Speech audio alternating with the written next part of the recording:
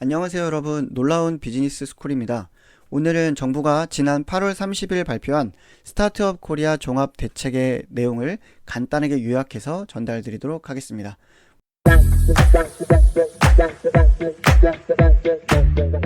우선 이번 대책의 핵심적인 내용은 6대 패러다임 전환이라는 것으로 말씀드릴 수 있을 것 같습니다.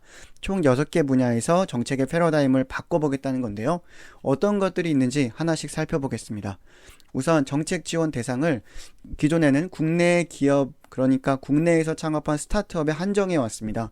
하지만 이제는 한국인이 해외에서 창업한 기업까지 확대해 보겠다고 합니다. 또 지원 방식을 보조금, 출연금 등을 기업에게 지급하는 단순한 형태에서 보조금 플러스 투자, 보조금 플러스 융자 등의 형태로 방식을 개편하겠다고 합니다. 또 개별 기업에게 직접 지원하는 방식에서 대기업과 스타트업이 협업한 형태 혹은 클러스터를 구성한 형태로 전환을 하겠다고 하고요. 또 지원의 주체 역시 기존에는 정부가 주도해서 하향식으로 지원해왔다면 주체를 민간 협업으로 전환해서 수평적 지원이 이루어지도록 하겠다고 합니다. 또 지역 기업에 대한 지원 방법도 변경이 되는데요.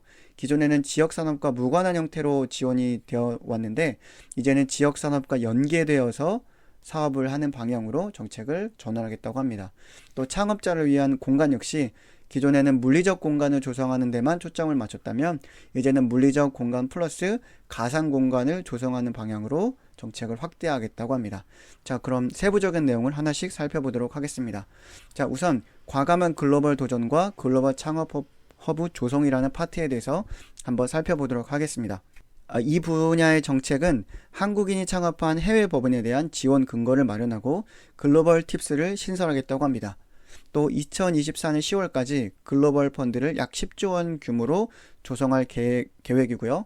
또 기존에 운영되던 청년 창업 사관학교를 글로벌화 하겠다고 합니다. 또 우수한 사업 모델을 보유한 외국인에게 창업 비자를 부여하는 방식을 검토할 예정이고요. 또 스페이스 K라고 불리는 스타트업 허브를 어떤 물리적인 공간이 되겠죠. 수도권에 구축할 계획을 갖고 있다고 합니다. 전체적인 정책의 방향을 보면 우리 스타트업들이 국내라는 작은 시장에 초점을 맞추기보다 세계 시장을 겨냥해서 비즈니스를 시작했으면 좋겠다 라는 어떤 방향성을 가지고 있는 것 같습니다.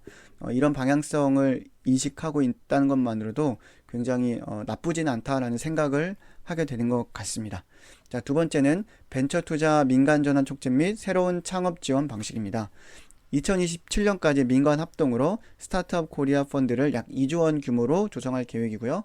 역시 민간 합동으로 혁신성장 펀드를 3조 원 규모로 조성하겠다고 합니다.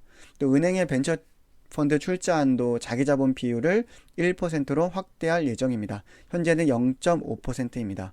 또 민간 모펀드 출자 시 세액공제를 추진할 예정이고 기존의 지원 방식을 보조금을 지원 형태에서 보조금 플러스 투자, 보조금 플러스 융자로 전환할 계획이라고 합니다. 또 기업가형 소상공인을 육성하기 위한 금융 지원을 하겠다고 합니다. 기업가형 소상공인이라는 개념이 굉장히 애매모호하게 느껴질 수 있을 것 같아요. 일단은 기본적인 개념은 어떤 혁신을 통해서 혁신적인 방향으로 어떤 사업을 운영하고 있는 소상공인이다라고 정의할 수 있을 것 같은데 알 것 같기도 하고 모를 것 같기도 한 굉장히 아리송한 개념입니다. 네, 조금 더 이 부분이 어떠한 것인지에 대해서는 자세한 좀 스터디가 되어야 될 것 같습니다. 두 번째 파트의 정책의 흐름을 보면 정부 주도에서 민간 주도로 어떤 벤처 투자의 주체를 바꿔보겠다는 그런 방향성으로 이해할 수 있을 것 같습니다.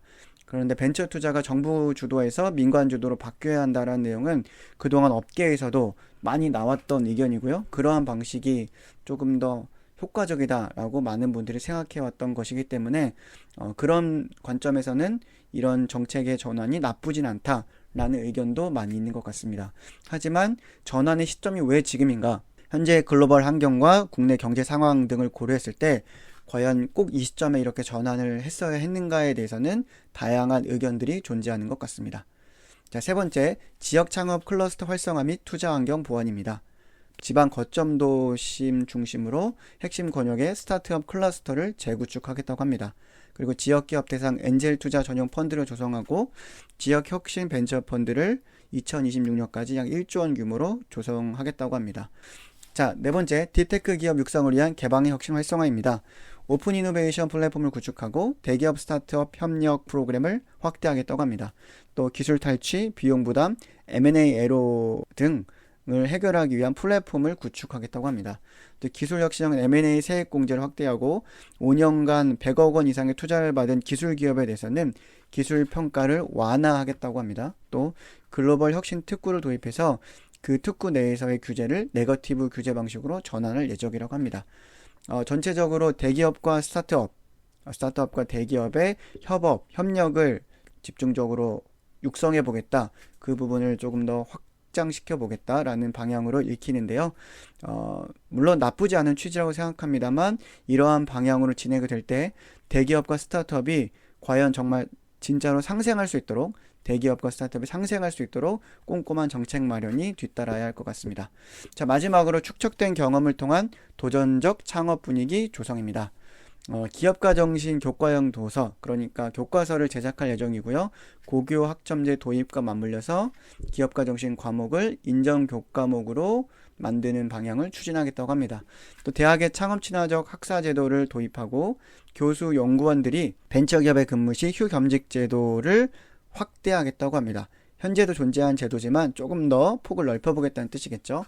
또 성과 조건부식 주식을 도입하고 벤처 확인 제도의 경우 업종 특성을 고려한 맞춤형 지표를 개발해서 벤처 확인 제도를 개편하겠다고 합니다. 또 제도역 패키지, 제도전 자금, 제도역 펀드 등을 확대할 예정이라고 합니다. 자, 그럼 지금까지 정부가 발표한 스타트업 코리아 종합 대책의 내용을 간단하게 요약해서 말씀을 드렸습니다. 끝까지 들어주셔서 고맙습니다. 감사합니다.